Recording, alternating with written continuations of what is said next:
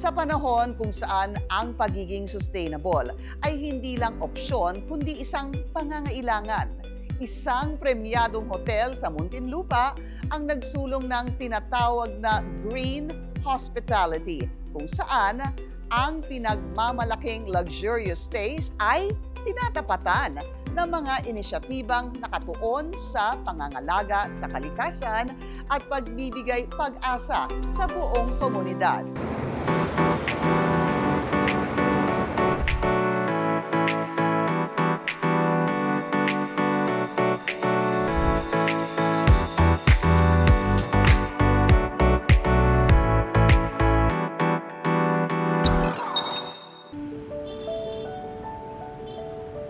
Sa gitna ng patuloy na paglaki ng mga issue tungkol sa polusyon, climate change at maging energy waste, isang premyadong hotel sa Alabang ang nagsusulong ng sustainability sa sektor ng turismo.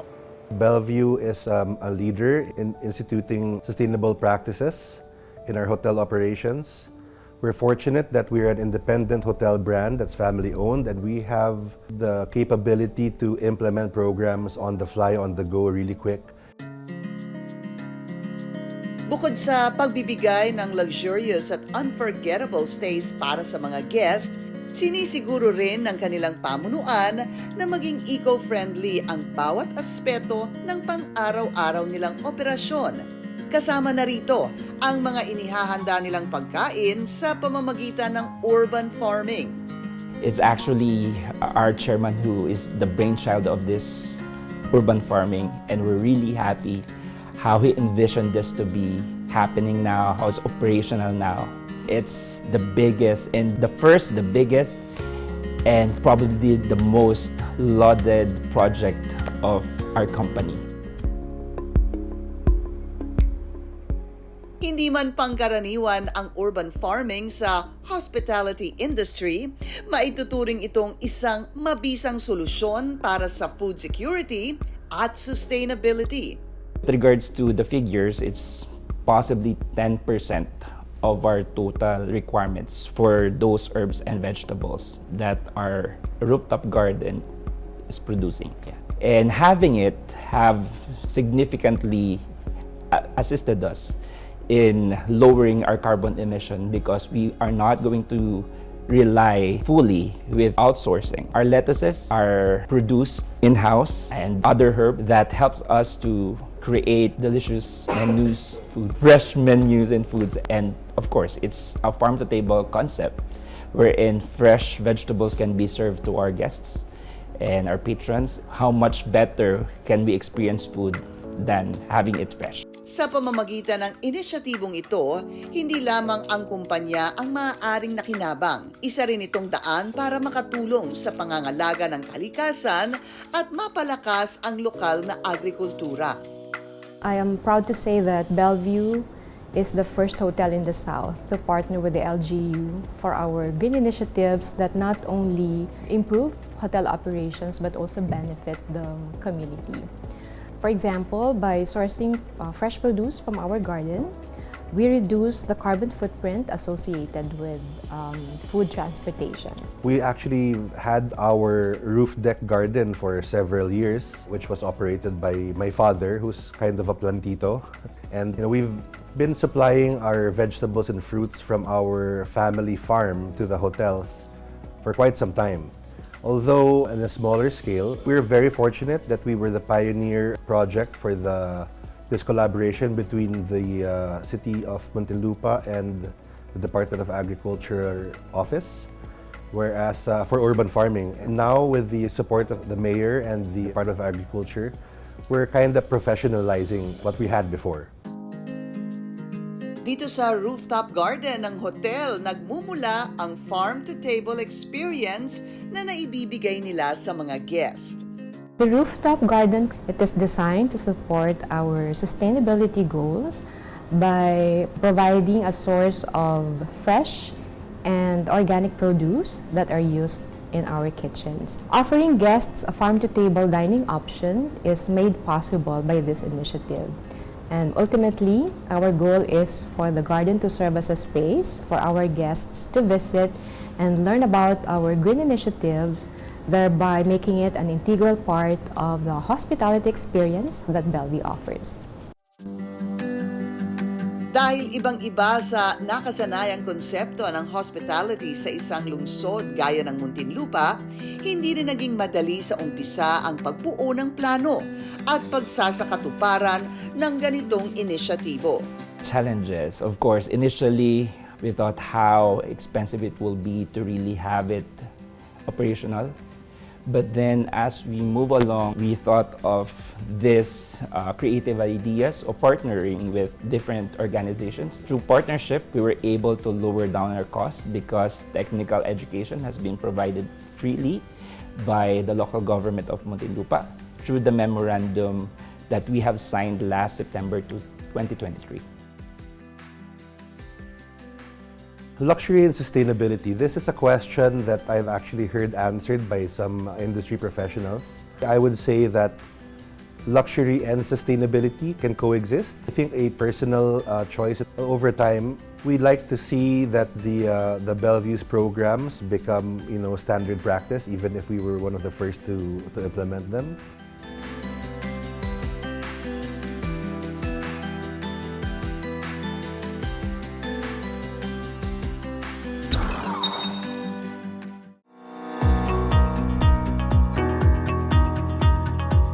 Nitong mga nakalipas na taon, unti-unting kinilala ang sustainability bilang isang global initiative na sinisikap makamit ng iba't ibang institusyon, pribado man o nasa pamahalaan, para matugunan ang lumalalang problema sa climate change. Sustainability is the way today because everyone tries to dive into the practices and the global commitment to really participate because of the UN requirement to meet lowering down carbon emission by 2030. But what's more important is not just because we're doing it because it's required. We need to be into it because we find the value of why we are gonna dive into the initiatives. We find the worth of participating because it's not just for us as a company, but it's for everyone. Kasabay ng kanilang urban farming initiatives, nakatuon din ngayon ang pamunuan ng hotel sa paggamit ng green technology, alinsunod sa United Nations Sustainable Development Goal No. 7 o affordable and clean energy. Energy efficiency, I think it's going to be, a work in progress. We have to balance the cost to the returns. We're looking at energy recovery, but we're really focusing on the energy efficiency of our mechanical systems, our air conditioning. We have done upgrades through the years using newer refrigerants, more efficient blowers and chillers, upgrading of our cooling towers. Isa sa kanilang mga ipinagmamalaki ang installation ng electric vehicle o EV charging station na isa sa mga kauna-unahang pasilidad sa Muntinlupa.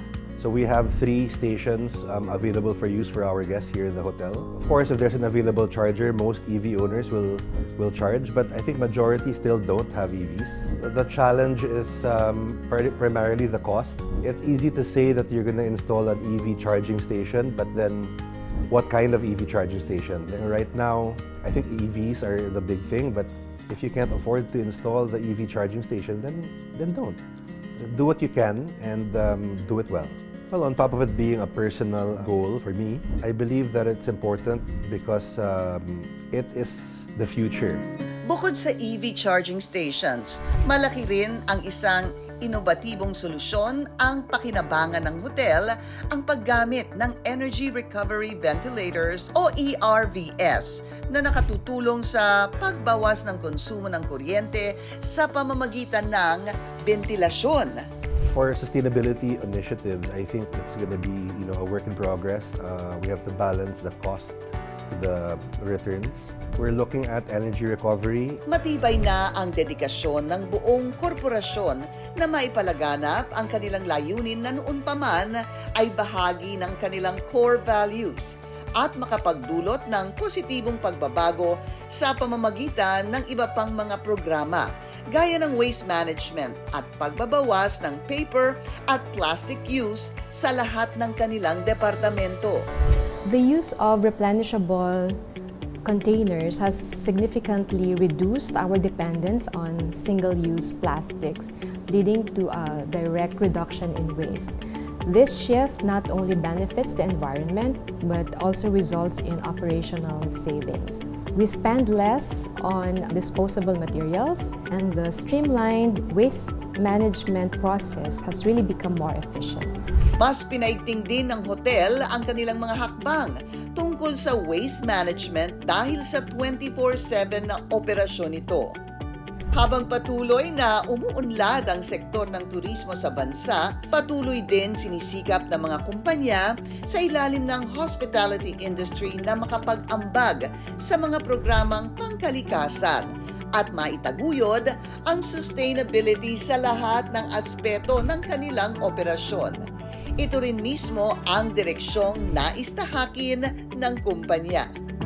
Bellevue does not have all the resources compared to the big names in the industry, but we believe that no effort is too small. I really hope that hearing our story, we have inspired others to join us in our journey, because the time is now, and collectively I think we really have to make sure that we sing the same tune insofar as helping Mother Earth is concerned.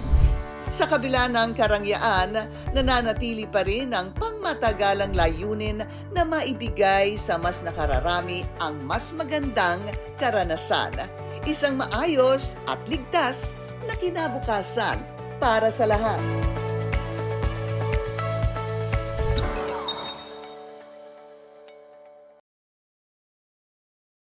Sa aktibong pakikilahok, lahat ay nag-aambag ng kanilang kakayanan at kaalaman. Bagay na nagpapabilis sa ating pagkamit ng mga layunin para sa kaunlaran, kapayapaan at pagkakaisa. Join us again next week para sa mga istorya ng inspirasyon na nakabuti sa nakararami, komunidad man o individual. Para sa inyong mga comments, suggestions at updates, do follow us on our social media account. Muli, ako po si Pinky Webb at ito ang Business Matters, where doing good is good